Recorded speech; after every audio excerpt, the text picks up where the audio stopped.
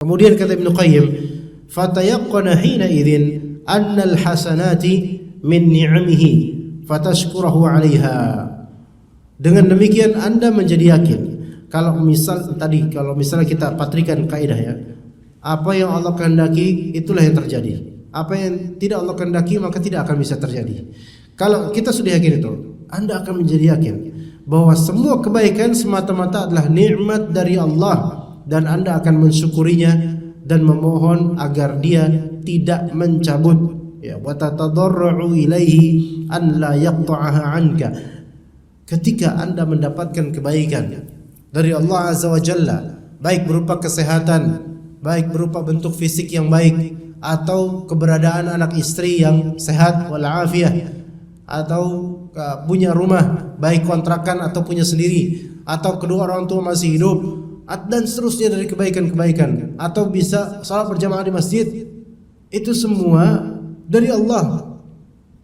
Itu semua kehendak Allah Azza wa Jalla. Lihat bagaimana, kita lihat jemaah sekalian, lebih banyak lagi orang yang tidak mendapatkan kenikmatan yang semisal. Lebih banyak. Sekarang kalau diratiokan, dipersenkan, lebih banyak mana? Orang yang pria yang enggan sholat subuh berjemaah dengan yang rela sholat subuh berjemaah. Tentu jauh lebih banyak yang enggan sholat subuh berjemaah, apalagi yang muda-muda. Maka kalau kita lihat ada pemuda, anak-anak kecil walaupun sekarang tidur dan semisal itu, mau sholat berjamaah di masjid itu udah suatu kenikmatan yang besar, disyukuri, ya, disyukuri, sangat disyukuri, ya, selama tidak ribut di masjid, ya, disyukuri sekali. Taufik dari Allah, ini kebaikan dari Allah Azza wa Jalla, karena mayoritas dari pria tidak mau, apalagi yang muda-muda. Dan antum bisa melihat di jalanan malam minggu, ya, masih banyak yang anak muda berkeliaran di jalanan. Sekarang pasar makin dekat, semakin berdekatan, store demi store, toko demi toko, kafe demi kafe, tempat-tempat ngopi dan seterusnya. Banyak orang atau pria, terutama yang muda, menghabiskan waktu sampai larut malam. Tetapi ajaibnya, ketika terdengar azan subuh, mereka langsung pulang ke rumah. Masya Allah. Kalau dulu kita kenal yang kayak gini, biasanya hanya banci-banci atau bencong-bencong. Ketika terdengar tarhim sebelum subuh, mereka langsung balik ke rumah. Habis operasinya, selesai operasinya mereka, ya. Tapi sekarang anak muda baik seperti na'udzubillah min dzalik. Lalu di mana letak sholat subuh mereka? Masya Allah. Ya, jadi ini taufik dari Allah, kebaikan dari Allah. Apa yang Allah kehendaki pada diri kita bisa seperti ini dari Allah. Dan ketika Allah tidak menghendaki sholat subuh pada diri mereka, maka tidak terjadi adanya sholat subuh pada diri mereka. Na'udzubillah min dzalik. Maka pada pagi hari ini mereka masih tertidur.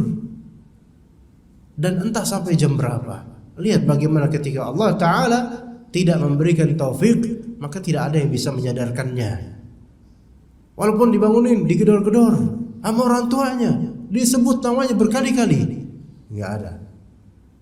Tapi coba kalau misalnya dikelentongin maling, bangun itu anak.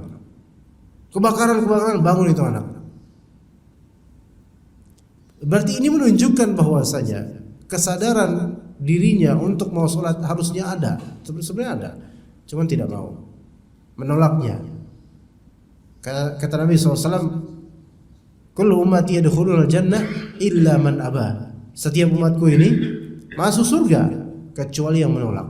Loh, kok ada yang menolak? Kata para sahabat, wa man ya'ba ya Rasulullah? Siapa yang menolak wahai Rasulullah? Kata Rasulullah SAW, man ata'ani dakhala jannah wa man 'asani faqad aba. Barang siapa yang taat kepadaku, maka dia masuk surga. Dan barang siapa yang bermaksiat padaku, maka dia telah menolak untuk masuk surga.